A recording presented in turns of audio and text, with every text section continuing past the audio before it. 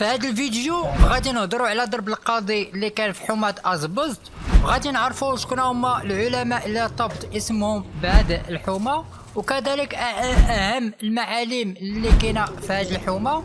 وما ننساوش كذلك العائلات اللي سكنوا في هذا الدرب، اي درب القاضي، وشكون هو هذا القاضي اللي تسمى عليه هذا الدرب. انا عبوبي خالد وانت كتشوف بيكارتي.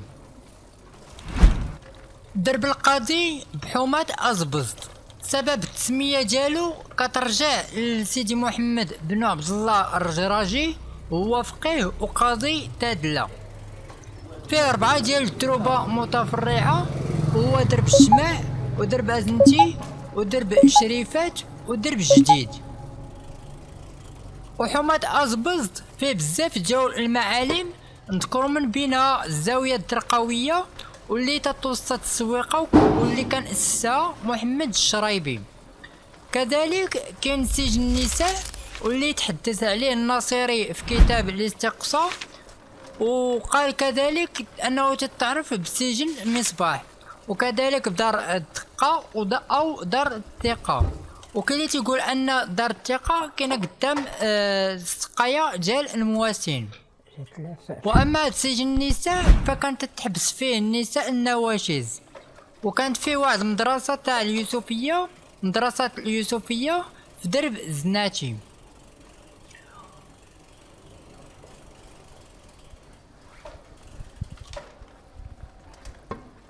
وكذلك من بين اهم المعالم ديال الحومة كاين الجامع ودار القرآن. ودار القرآن ارتبط اسمها بعدة أعلام، من بينهم الشيخ مصطفى البحياوي، وكذلك الشيخ عبد الرحيم النابلسي، والفقيه المغراوي، والفقيه أبو عبيدة المحرزي رحمه الله، وغيرهم من الأعلام.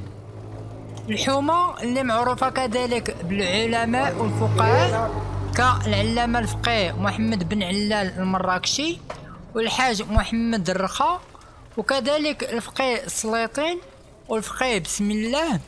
كذلك كاين الفقيه سيدي محمد بن دريس واللي كان له لقاء مع الشيخ الألباني، وكذلك هو اللي كان بنى مسجد الشكيلي في المحاميل.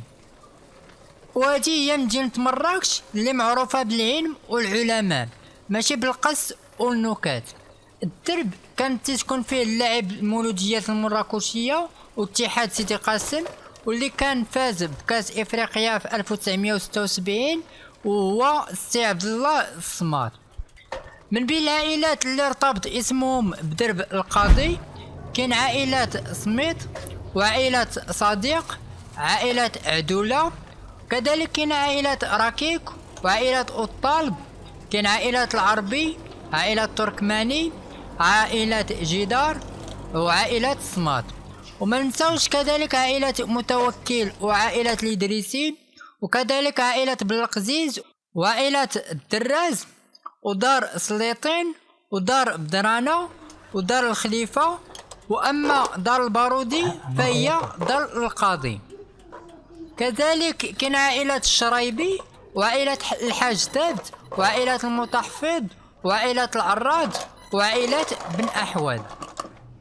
رحم الله من مات منهم ورزق الصحة والعافية من على قيد الحياة.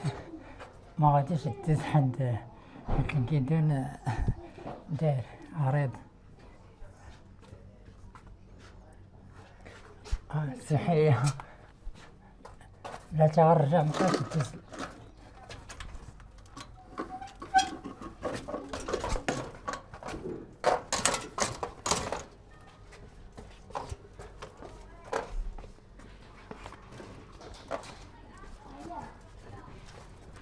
صافين صحية.